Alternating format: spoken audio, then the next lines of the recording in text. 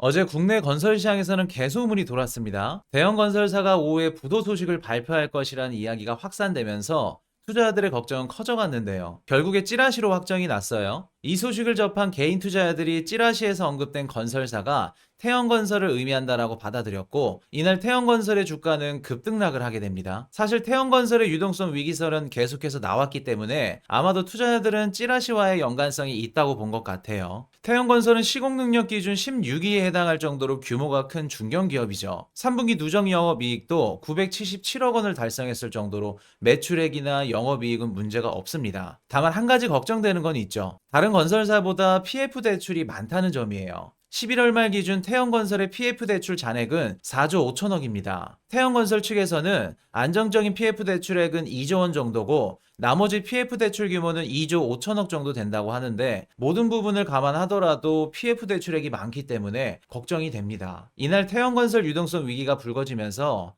태형그룹 계열사인 SBS 매각 기대감에 오히려 SBS 주가는 상승하는 모습을 보여주었죠. 이전에 국내 건설 시장에 대한 위험성을 영상으로 올려드린 적 있죠. 아직도 불안정한 상태입니다. 현재 PF 대출 금리가 올라가면서 미착공 건수가 계속해서 증가하고 있는 상황이에요. 더 큰 문제점은 아파트와 주택뿐만 아니라 수도권에 있는 물류센터 또한 공사를 하지 못하고 있다는 점입니다. 물류센터가 중요한 점은 오프라인 매출은 감소하고 온라인 매출은 끊임없이 증가하고 있는 추세이기 때문에 내수시장 활성화와 경제 성장에 있어서 반드시 필요한 곳이죠. 올해 착공 신고를 한 수도권 물류센터는 총 16곳인데 실제로는 한 곳도 착공이 진행되지 않았다고 합니다. PF 대출 금리가 올라가면서 자금난에 시달리는 업체들이 많아졌고, 공사를 망설이고 있는 상황이죠. 미준공 건물 등이 포함된 공매도가 빠르게 증가하면서 올해만 폐업한 종합건설 업체는 500곳을 넘어선 상황이고요. 내년에 만기가 몰려있는 브릿지론도 걱정인데요. 여기서 말하는 브릿지론은 부동산 개발 사업 과정에서 토지를 매입하는 등 초기 단계에 필요한 자금을 대는 대출을 말합니다. 보통 건설업은 경기가 좋을 때 공격적으로 땅을 사서 건물을 올리고 분양을 통해 수익을 거두는 구조죠. 하지만 금리가 높기 때문에 땅만 사놓고 건물을 못 올리고 있는 상황이에요. 이자만 지급하면서 돌려막고 있는 상황인데, 초창기에 땅을 사기 위해 빌렸던 브릿지론을 갚아야 하는 시점이 내년에 많이 몰려 있다는 겁니다. 이미 중소형 건설사들은 도산을 하고 있는 상황이고요. 이제 중견기업까지 부실이 커지고 있는 상황인데, 가장 걱정되는 건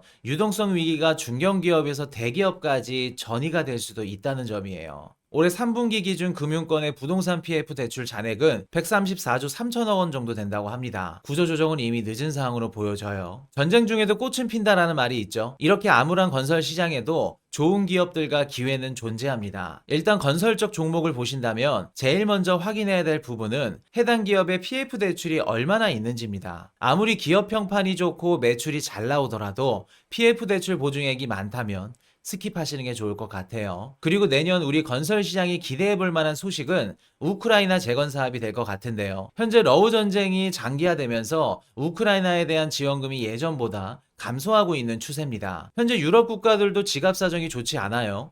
경기가 좋지 않은데 우크라이나를 계속해서 지원해 줄 수는 없겠죠. 물가가 상승하고 생활이 팍팍해진 유럽 국민들도 더 이상 우크라이나를 지원하는 것에 대해 원하지 않고 있고요. 미국도 마찬가지입니다. 중동 전쟁이 발발하고 나서 두 곳의 전쟁 자금을 지원해 줘야 되는 미국 입장에서는 우크라이나 지원이 부담스러울 거예요. 자연스럽게 우크라이나에 대한 지원금은 이전보다 감소할 수밖에 없을 거고요. 지원금이 줄어들고 있기 때문에 예상보다 빠른 시점에 러시아와 우크라이나의 종전 소식을 들을 가능성이 점점 높아지고 있어요. 전쟁이 종료되면 그동안 무너졌던 건물이나 각종 인프라를 다시 복원을 해야겠죠.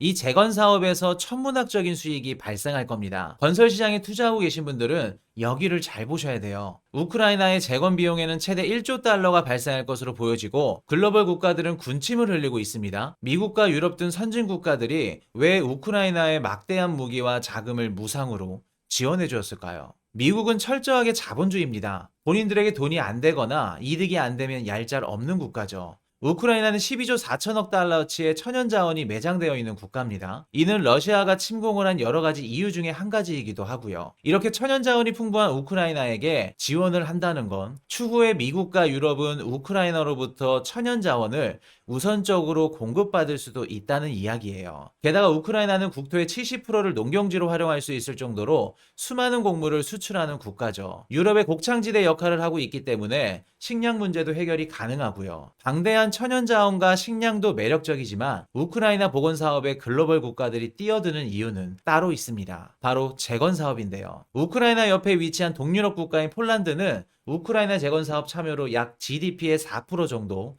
경제적 효과를 기대한다고 발표를 했죠. 무너진 건물을 다시 세우면서 노동력이 필요하게 되고 일자리가 창출됩니다. 재건 사업에 참여하는 국가와 민간 기업들은 도로와 발전소를 설치하고 전력망을 구축하면서 막대한 영업이익을 가져가게 될 거예요. 제2차 세계대전이 끝나고 유럽의 황폐화된 동맹국을 위해서 미국이 계획한 마셜 플랜이 떠오르네요. 정리하자면 본인들의 영향력 확장과 자본 이익을 극대화시키기 위해 글로벌 국가들은 우크라이나의 재건 사업에 뛰어들고 있다는 겁니다. 그럼 우리는 향후 재건 사업이 벌어지는 상황에서 어떤 종목을 눈여겨봐야 될까요? 첫 번째는 건설사가 되겠죠. 만약에 국내 건설사를 보신다면 우리가 꼭 봐야 될 부분은 해외 수주액이 높은 건설사 위주로 보시면 좋을 것 같아요. 토목이나 건설기계 쪽도 괜찮아 보입니다. 불사기 수출 관련 기업들도 유심히 보시면 좋을 것 같고요. 그런데 사실 우크라이나 재건 사업 특수성만 보자면 국내 기업들은 추천드리고 싶지 않아요. 우크라이나에 가장 큰 금액을 지원해준 국가는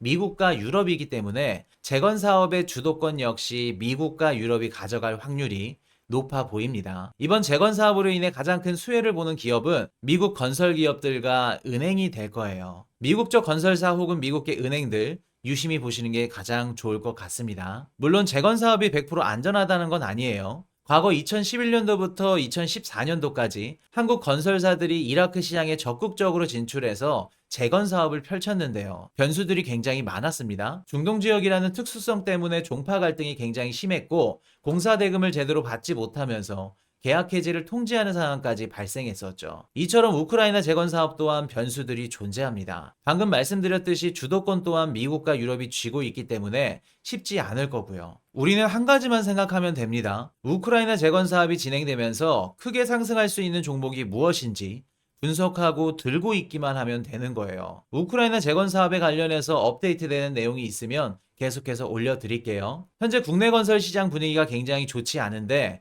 만약에 2024년도에 러우 전쟁이 종전된다면 아마도 국내 건설 시장에 활기가 돌 수 있는 순간이 되지 않을까 생각해 봅니다. 다들 좋은 주말 되시고요. 다음이 더 기대되는 좋은 정보로 찾아뵙겠습니다. 지금까지 머니톡톡이었습니다.